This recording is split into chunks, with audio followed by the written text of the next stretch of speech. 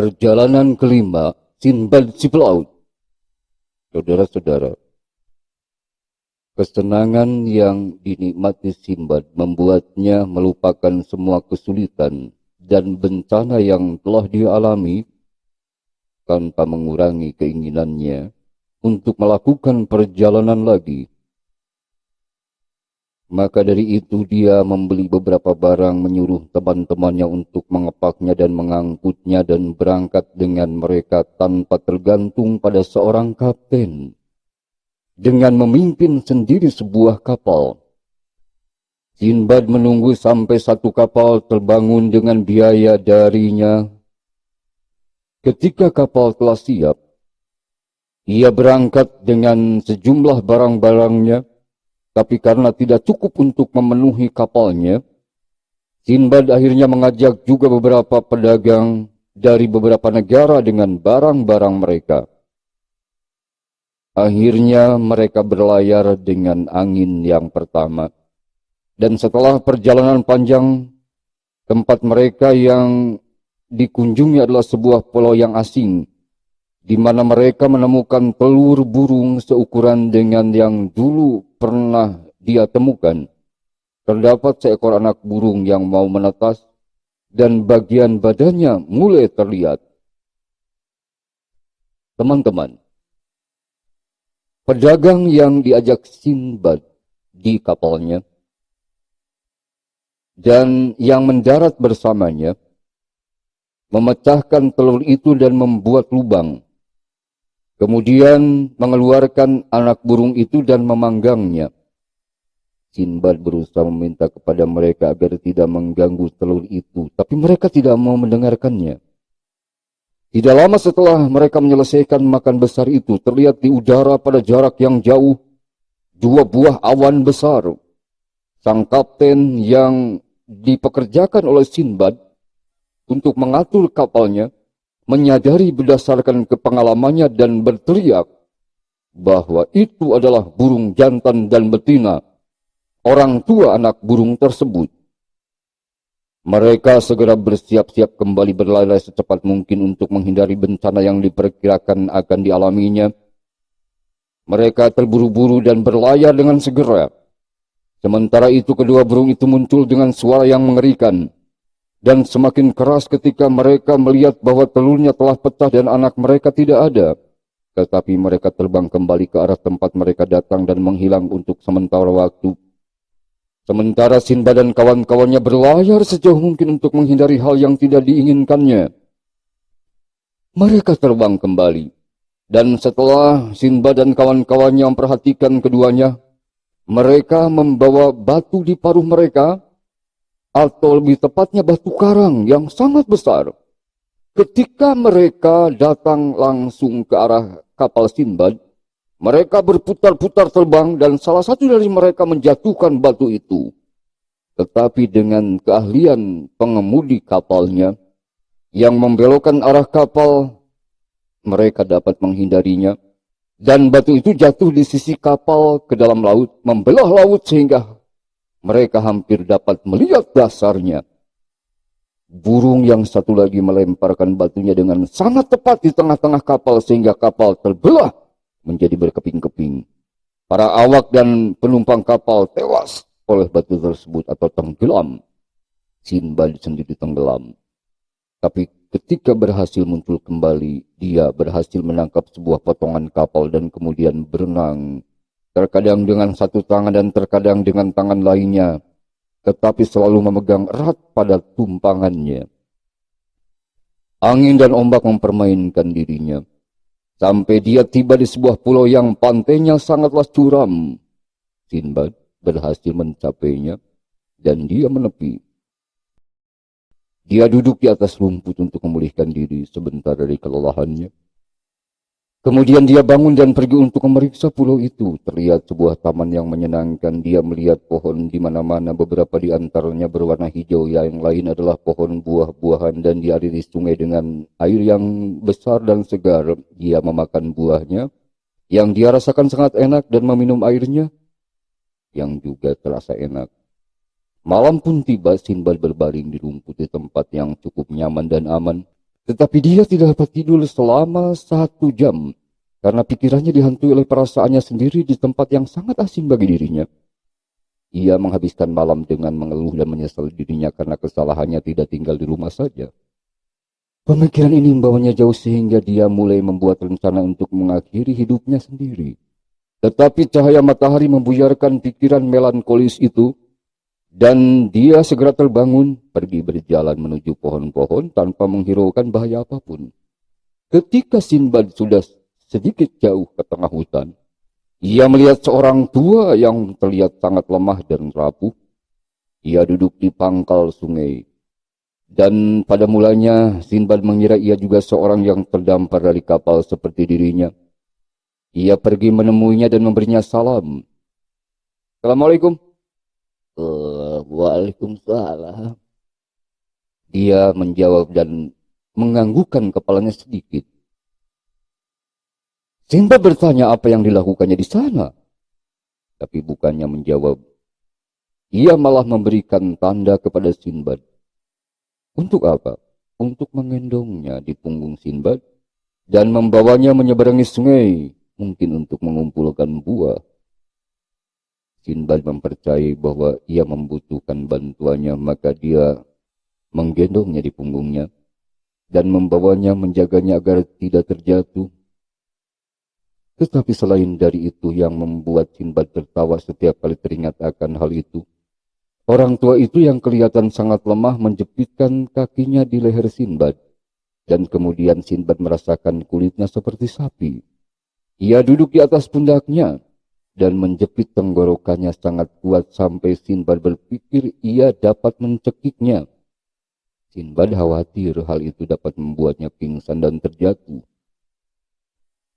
Teman-teman, tanpa memerlukan Sinbad, orang tua itu terus menjepit lehernya, tetapi membuka sedikit kakinya untuk memberinya waktu untuk menghirup napas. Ketika Sinbad melakukannya, ia menusukkan salah satu kakinya ke perutnya dan menendangnya dengan kasar dengan kaki yang lainnya, sehingga ia memaksa Sinbad untuk berdiri di luar keinginannya. Setelah berdiri, ia membuatnya berjalan di bawah pepohonan dan memaksanya untuk berhenti di setiap pohon untuk mengumpulkan dan memakan buah. Ia tidak pernah meninggalkannya sepanjang hari. Dan ketika Sinbad berbaring untuk beristirahat di malam hari, ia juga berbaring dengannya, selalu mengikatkan diri kencang di leher Sinbad. Setiap pagi ia mendorong Sinbad agar dia terbangun, dan setelah itu memaksanya untuk berdiri dan berjalan dan menekannya dengan kakinya. Kita dapat membayangkan masalah besar yang dihadapi Sinbad, dibebani oleh sesuatu yang tidak dapat dilepaskannya sendiri.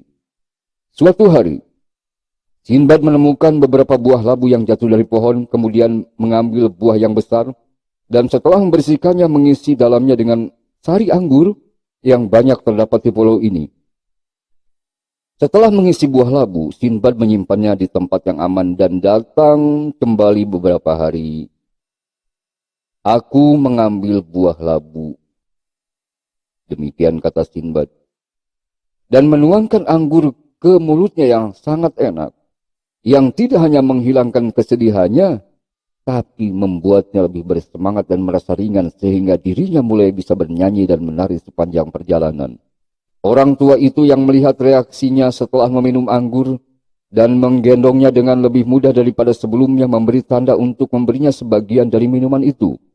Sinbad memberikannya buah labu tersebut, harumnya membuat senang dan ia meminumnya sampai habis.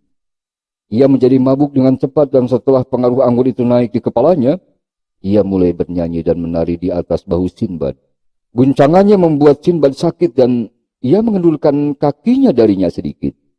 Menyadari karena ia tidak menekannya sekencang sebelumnya, Sinbad melemparkannya ke tanah, di mana ia terbaring tidak bergerak, dan kemudian Sinbad mengambil batu besar dan memukul kepalanya hingga pecah. Sinbad sangat senang terbebas selamanya dari orang tua terkutuk itu dan berjalan di sepanjang pantai. Ketika ia bertemu awak kapal yang sedang berlabuh untuk mengambil air, mereka sangat terkejut melihatnya dan mengetahui sebagian dari petualangannya. "Oh, Tuan Sinbad, kau jatuh," kata mereka. Kau jatuh ke tangan orang tua dari laut, ya, dan merupakan orang pertama yang pernah kabur darinya. Dia tidak pernah melepaskan siapapun yang ia kuasai sampai ia sendiri membinasakannya, Tuan Sinbad. Dan ia membuat pulau ini terkenal karena banyaknya orang yang telah ia bunuh. Maka para pedagang dan marinir, Tuan, yang mendarat tidak berani memasuki hutan, tetapi tetap berkumpul bersama-sama karena takut. Demikian kata mereka. Setelah memberitahukan seperti itu kepadanya mengenai itu semua, mereka membawa Sinbad bersama ke kapal. Kapten kapal menerimanya dengan senang hati ketika mereka menceritakan kepadanya apa yang sudah menimpanya. Ia berlayar kembali ke laut. Dan setelah beberapa hari berlayar, mereka sampai di sebuah pelabuhan dari sebuah kota besar di mana rumah-rumah dibangun dari batu yang sangat bagus. Salah satu pedagang di kapal yang menjadi temannya memintanya untuk mengikutinya dan membawa Sinbad ke sebuah tempat yang merupakan sebuah penginapan untuk pedagang asing. Ia memberi Sinbad sebuah tas besar dan memperkenalkannya ke beberapa orang di kota yang adalah pengumpul kelapa. Ia menginginkan mereka untuk mengajak Sinbad bersama mereka untuk melakukan pekerjaan itu. Oh, pergilah, kata mereka. Ikuti mereka. Dan lakukan seperti apa yang mereka lakukan dan jangan terpisah dari mereka. Jika tidak, kau dapat membahayakan hidupmu. Setelah mengatakan itu, ia memberi Sinbad bekal untuk perjalanan. Dan Sinbad pun pergi bersama mereka.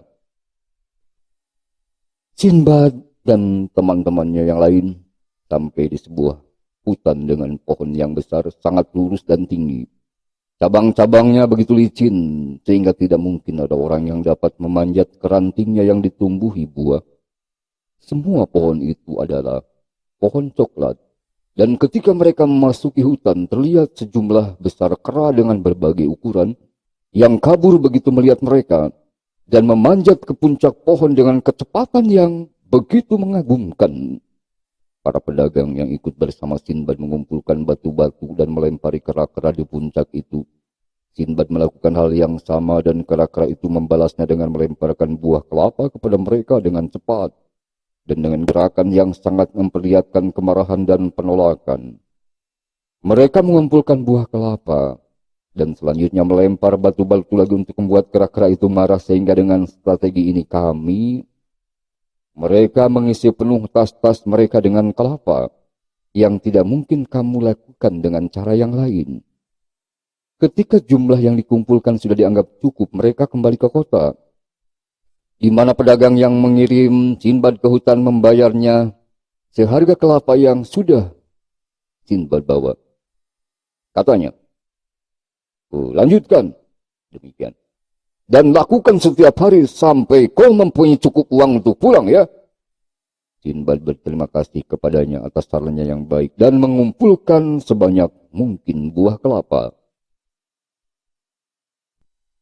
Teman-teman, Anda masih bersama kami, saya Asep Dewan, ditemani di Tony Chandria Manalana. Kapal yang Sinbad tumpangi bersama para pedagang itu dimuati dengan kelapa. Sinbad mengharapkan kedatangan kapal lain yang pedagangnya mendarat dengan muatan yang sama. Ia berangkat dengan semua kapal yang dia miliki, atau dengan semua kelapa yang dia miliki, dan ketika sudah siap berlayar, Sinbad pergi mengunjungi pedagang yang baik hati kepadanya. Tetapi ia tidak dapat berangkat bersamanya karena urusan bisnisnya memang belum selesai. Mereka berlayar menuju pulau di mana merica tumbuh dengan jumlah yang banyak. Dari sana pergi ke pulau Comari, di mana kayu paling bagus, kayu gaharu, tumbuh. Di sana penduduknya membuat peraturan melarang meminum anggur atau menikmati segala sesuatu tanpa petunjuk yang jelas. Sinbad menukarkan kelapanya dengan merica dan daun kayu gaharu itu, dan pergi dengan beberapa pedagang untuk mencari mutiara. Ia menyewa penyelam yang berhasil menangkapkan mutiara untuknya, yang sangat besar dan murni. Kemudian Sinbad berangkat dengan gembira dan sampailah di Balsora. Dari sana dia kembali ke Baghdad, di mana dia memperoleh keuntungan besar dari merica, kayu gaharu, dan mutiaranya. Sinbad memberikan 10% dari keuntungannya untuk amal. Karena dia berhasil kembali dari perjalanannya dan berusaha untuk menghibur dirinya dari kelelahan akibat berbagai macam masalah di perjalanannya.